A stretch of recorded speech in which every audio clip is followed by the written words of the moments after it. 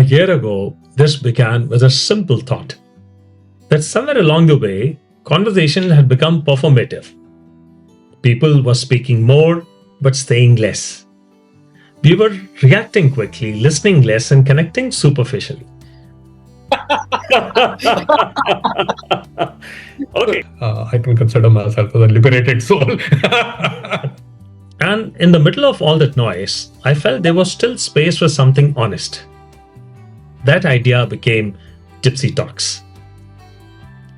Over the past year, we spoke to soldiers, leaders, healers, educators, thinkers, coaches, and ordinary people with extraordinary experiences. But what stayed with me was not their designation. It was their honesty. I think these were the themes: hard work, more than smart work, service before self, and the harder right is the easier wrong have always remained with me throughout my journey. Because behind every achievement, there was also doubt. Behind every strong personality, there was struggle. And behind every polished story, there was a deeply human reality. The most surprising thing about 1 year of conversations was how similar people really are. Different professions, different journeys, different battles. But the same fears, the same hopes, the same need to be understood. The most scariest sound for a submariner is a unexpected sonar ping from a close range. So I think all my basic leadership lessons came from CHN, from living with the men on the post, eating with them, fighting with them, taking all the storms together. Then an existential question kind of popped up in my head. What next? Is it the path that I want to continue to follow, or could there be more to life? I learned that strength is often silent, that discipline is emotional before it is physical, and that many people who appear the strongest are actually carrying invisible battles. Some conversations informed me, some stayed with me, and a few changed me. At some point, this stopped feeling like content creation. It became a responsibility. Because when people trust you enough to speak honestly, you realize conversations are not entertainment. They are emotional spaces.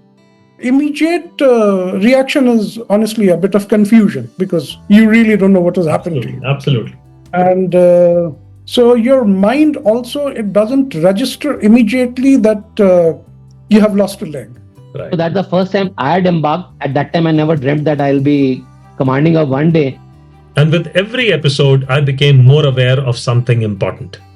That people today are not starving for information. They are starving for sincerity. Real conversations are becoming rare and therefore very valuable. 1 year later, I don't see this platform the same way anymore. What started as interviews evolved into meaningful dialogue. And in year 2, the intent becomes deeper. More uncomfortable truths, more emotionally honest conversations, more questions that matter, and hopefully more clarity.